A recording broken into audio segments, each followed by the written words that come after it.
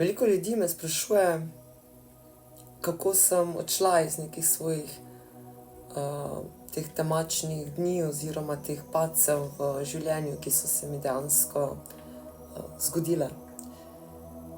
Ne glede na to, ali se gre za to o neki odvisnosti, ali je to anksiozna depresija, ali so to neke naše žalosti oziroma neki dogodki žalostni, ki so se nam zgodili in smo padli v svojo res močno žalost. Imam le en odgovor na vsa ta vprašanja. In sicer šla sem z velikim trudom. Torej, ničesar od tega mi ni bilo lahko in ničesar od tega se ni zgodilo iz danes na jutri. Rabila sem svoj čas, rabila sem neko spodbudo, absolutno. Iskreno sem resnično hvaležna v prvi vrsti sebi, da sem se odločila za Akademijo OM, to je torej vračanje vase in seveda tudi obema svojima mentoricama ali pa coachinjama ali terapevtkama, kakorkoli. Resnično sem delala na sebi. Torej nisem poležavala, nisem zabušavala, nisem ves čas ponavljala neke izgovore, meni pa nekaj ne gre, a ne? Se vemo, to je najlažje. Ta Akademija OM je trajala 9 mesecev. In statistika pravi oziroma znanost, da v roku 21 dni šele vidiš, ali nekaj je zate oziroma nekaj ni zate. Torej, vsak, ki se karkoli odloči, da bo nekaj naredil, vztrajati je potrebno. Torej, vsaj 21 dni nečesa, karkoli se že lotiš, samo da narediš nekaj drugače, kot si delal do sedaj ali delala, no. Ja, bile so muke, bili so strahovi, bile so bolečine. Na koncu koncev sem ugotovila, da vse odgovore in vse strategije in vse, karkoli je, sem že zdavnaj imela v sebi.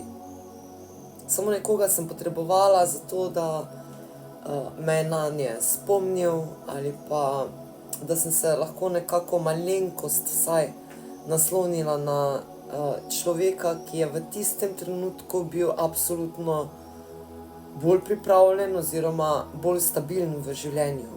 In to se mi zdi, da je res ena taka nepogrešljiva stvar, takrat, ko potrebuješ malo več motivacije oziroma takrat, ko se podaš na neko novo pot.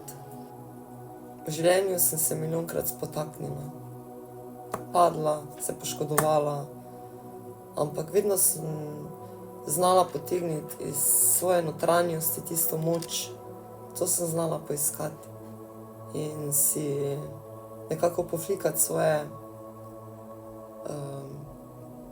rane in iti naprej. Dostikrat je bilo težko, dostikrat sem potrebovala ogromno časa, da sem to sploh naredila. A na koncu sem, ne? In to, da se človek poglablja vase oziroma niti se ne rabi toliko poglabljati vase. Samo to, da preneha ves čas dovoliti svojim mislim, da so ali v preteklosti, ker nam iskreno resnično popolnoma nič ne koristijo, ali pa biti v prihodnosti, ker nam prav tako nič ne koristi. Ker lahko si predstavljamo, kaj vse bi se lahko oziroma se bo ali kakorkoli zgodilo, ampak to je samo naše predvidevanje. Nič ni določenega. Torej, razumeti svoje misli, se ustaviti, biti tukaj. In bolj kot bomo v enem samem dnevu, torej v 24 urah, prisotni v tem trenutku,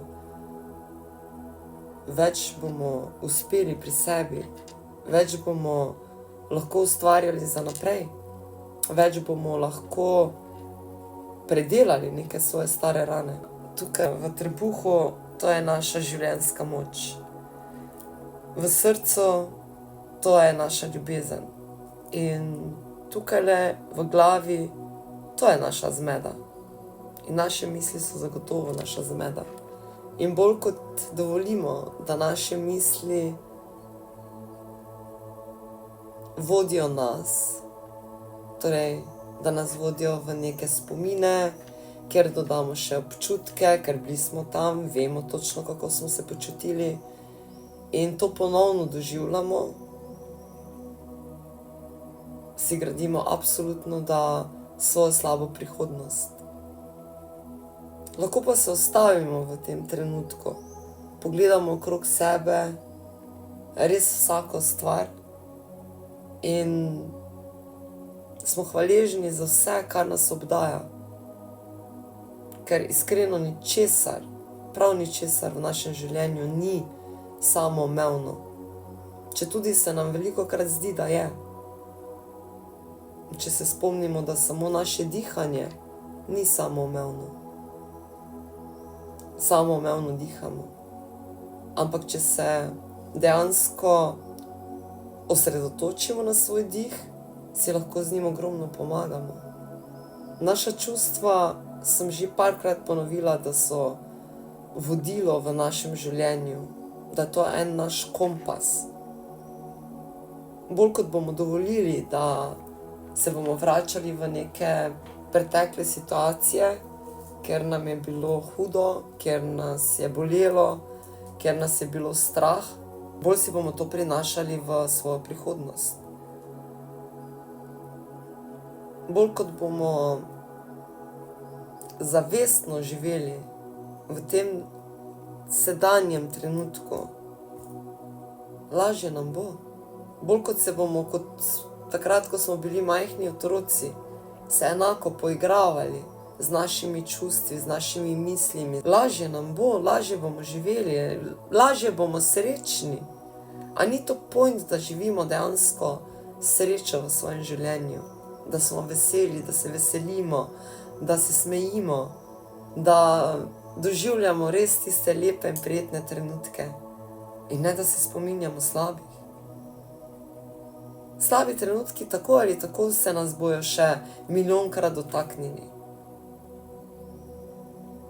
Ampak bolj kot bomo razumeli, da iz tega sedanjega trenutka gradimo svojo prihodnost, bolj bomo zavestno tudi delovali in jaz si želim svojo prihodnost srečno in veselo in raziskovati kot takrat, ko sem bila še otrok, ko sem raziskovala vse mogočne igrice, ker jih še nisem vseh poznala. Tako enako se lahko veselim svoje prihodnosti.